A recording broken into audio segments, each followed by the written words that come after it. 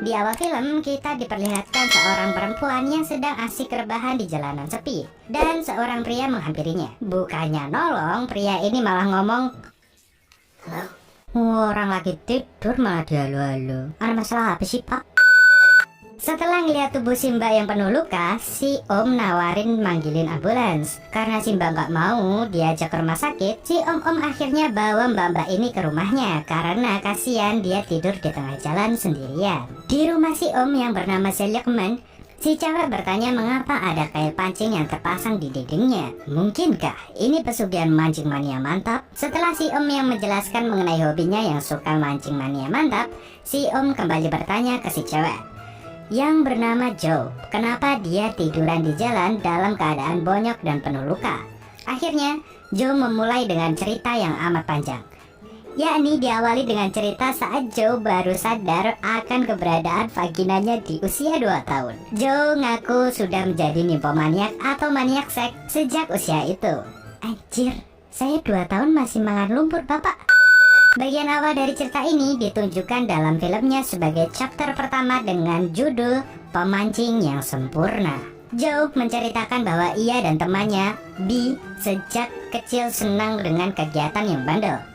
Salah satunya seperti menggesek-gesekkan kelamin mereka ke lantai kamar mandi yang basah. Ada yang pernah coba? Komen di bawah rasanya ya, penasaran saya.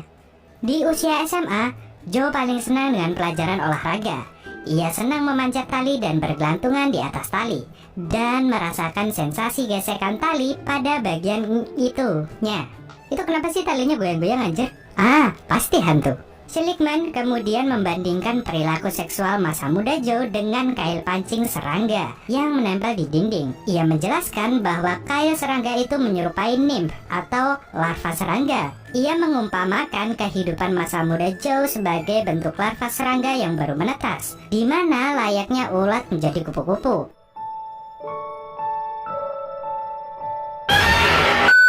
Joe muda mengalami metamorfosa dari gadis yang lugu menjadi pemburu pria yang liar. Terinspirasi dengan perumpamaan yang disampaikan oleh Seligman, Joe mulai menceritakan tentang pertama kali ia melepaskan keperawanannya. Joe menceritakan bahwa ia kehilangan keperawanannya saat itu dengan seorang remaja bernama Jerome. Alasan ia memilih Jerome adalah karena ia menganggap Jerome keren, karena dia punya sebuah motor butut yang susah nyala. Domba Joe selera mulu. Motor gitu mah di kampung emang juga banyak. Bang Daya juga punya. Di sini penonton diajak berhitung. 1, 2, 3. Ya, di situ 3 ditambah 5 sama dengan berapa? 8. Pinter. 8 kali lalu loyo. Coba amat sih Jerome. Emang udah kuat berapa, Mon? Jawabannya cerah ya. Karena kecewa si Jerome rupanya editansil atau ejakulasi dini tanpa hasil, Joe berjalan pulang dengan rasa sakit dan sesal yang mendalam, meratapi penjumlah 3 ditambah 5 yang terkutuk itu. Karena pengalaman pertama Joe tidak memuaskan dan malah menyakitkan Joe bilang ke Seligman bahwa ia tidak berhubungan seks lagi dengan siapapun saat itu. Tapi semua itu berubah kala B, teman masa kecil Joe, memberi Joe tantangan untuk berlomba banyak-banyakan ngecerot dengan pria di kereta. Yang menang akan mendapatkan sebungkus coklat. Joe langsung menerima tantangan ini dengan sepenuh hati. Kali ini Seligman memberi perumpamaan kegiatan Joe dan B dalam menggait pria di kereta ini layaknya memainkan umpan di sungai untuk menarik perhatian ikan. Di tengah perlombaan mereka, Joe bete karena dia mulai kalah dari si B yang sudah lebih banyak melahap mangsanya. Akhirnya B memberi Joe kesempatan terakhir. Kalau ia bisa berhasil menggoda seorang pria yang sudah menikah, maka Joe akan menang.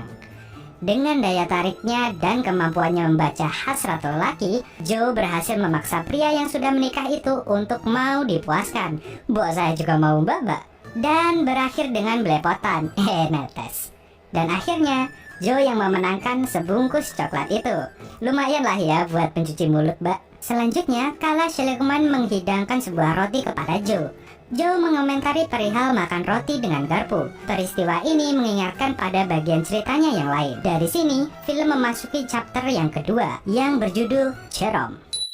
Di sini, Joe memulai ceritanya dari masa dikala ia tiap harinya berhubungan seks dengan banyak pria yang berbeda-beda. Dari situ, Joe muda belajar mengenai psikologis pria, bagaimana memuaskan seorang pria, mengucapkan kata-kata yang tepat, dan sebagainya. Di samping itu, Joe, Bee, dan beberapa wanita lainnya membentuk sebuah geng yang memiliki asas bahwa cinta itu tidak ada artinya, dan mereka semua mengecam konsep jatuh cinta. Mereka hanya menjunjung tinggi kepuasan seksual, bahkan hingga nekat masturbasi berjamaah. Namun semua itu berubah ketika Bee yang merupakan pemimpin geng ini akhirnya jatuh cinta. Makin kalut karena urusan cinta yang memusingkan, Joe menceritakan pada Seligman bahwa dirinya setelah itu memutuskan untuk fokus ke pendidikan. Tapi di sini Seligman malah berimajinasi lain.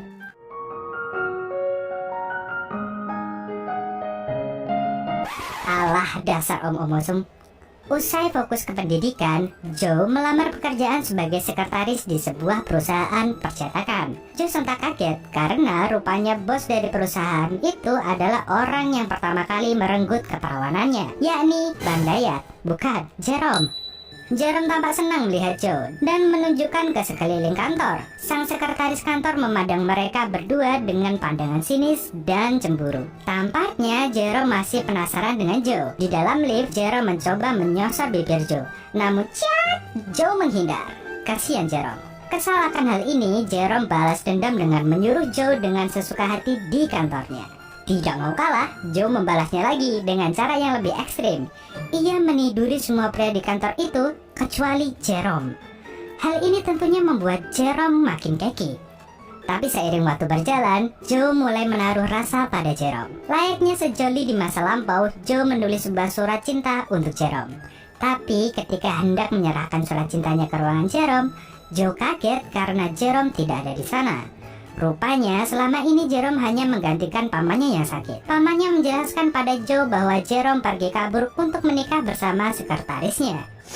Setelah itu, Joe menceritakan pada Seligman mengenai kebiasaannya colmek di dalam kereta usai ditinggal Jerome. Joe menemukan hobi baru, yakni mencari berbagai kemiripan Jerome dari berbagai pria yang ada di kereta saat itu. Sambil membayangkan Jerome, Joe asik kocok-kocok hingga mencapai orgasme di dalam kereta yang sedang berjalan. Namun kebiasaan ini tidak berlangsung lama karena bayangan Jerome di benak Joe mulai sirna perlahan. Kembali ke masa sekarang, di tempat tinggal Seligman, Joe melihat sebuah lukisan di lantai yang tengahnya tertutup lemari. Di judul lukisan tersebut ada tulisan Mrs. H. Lukisan ini memicu ingatan Joe untuk menceritakan chapter berikutnya dari cerita ini dengan judul Mrs. H. Pada masa mudanya, Joe menjalin hubungan dengan begitu banyak pria. Hal ini membuat dirinya merasa bingung dan mengalami kesulitan untuk mengingat siapa yang mana. Tiap harinya ia menerima pesan telepon yang berbeda dari belasan pria yang berbeda juga. Saking pusingnya sampai dicatat, coy. Karena bagi Joe yang penting hanyalah seks, Joe menciptakan sebuah metode untuk merespon tiap pria dengan melempar dadu. Satu adalah respon paling baik dengan penuh cinta, dan makin besar angka yang keluar, artinya Joe harus memberikan respon yang makin buruk. Angka 6 artinya Joe harus memutuskan hubungan dengan pria tersebut. Ribet amat sih mbak. Sialnya, justru metode dadu ini jadi merugikan Joe sendiri. Pasalnya, ia malah jadi mempertahankan cowok-cowok yang sebenarnya tidak ia sukai. Salah satunya adalah pria yang di sini disebut sebagai Mr. H. Suatu ketika Mr. H memberikan Joe pertanyaan yang amat sulit. Bukannya malah jujur, Joe malah bilang bahwa ia sangat mencintai Mr. H. Namun terhalang oleh Mr. H yang sudah punya istri dan anak. Dengan harapan Mr. H akan memilih istri dan anaknya dan tidak mengganggu dirinya lagi, Joe menyuruh Mr. H pulang. Setelah Mr. H pulang, Joe bersiap untuk menyambut pria lain. Ketika mendengar suara pintu diketuk, Joe siap menyambut tamunya. Tapi alangkah kagetnya Joe, rupanya yang datang adalah Mr. H yang sudah membawa koper dan barang-barangnya. Rupanya Mr. H meninggalkan istri dan anak-anaknya dan memilih untuk tinggal dengan Joe. Modar gue mbak. Gilanya lagi, Mrs. H, istri dari Mr. H, ikut datang ke apartemen Joe beserta 3 orang putranya. Makin gila lagi, di tengah suasana yang super awkward ini, pria lain justru datang mengunjungi apartemen Joe. Mukanya langsung bingung gitu. Sama Mrs. H malah diajak kenalan sama anak-anaknya. Iya, Mina ini ya Tong ya. Iya. Terus malah ngopi berempat. Situasi apaan sih ini? Terus si Joe ditimpuk tisu. Ih, jorok itu bekas ingus. Sebelum pulang, mabuk dulu lah, Bu. Ya, geplak, mantap, Bu.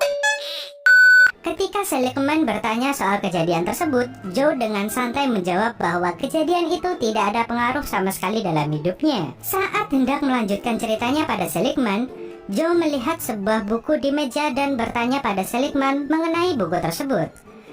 Seligman menjelaskan bahwa buku itu dikarang oleh Edgar Allan Poe. Seligman juga menjelaskan bahwa Edgar Allan adalah seorang penulis yang mati dengan cara yang sangat tragis, yakni karena sebuah kondisi yang disebut delirium tremens, yakni mati dalam keadaan mengigau dan gemetaran karena fungsi otak yang menurun akibat obat atau alkohol. Tuh dengerin bagi yang masih minum Amer terus update WhatsApp, alay.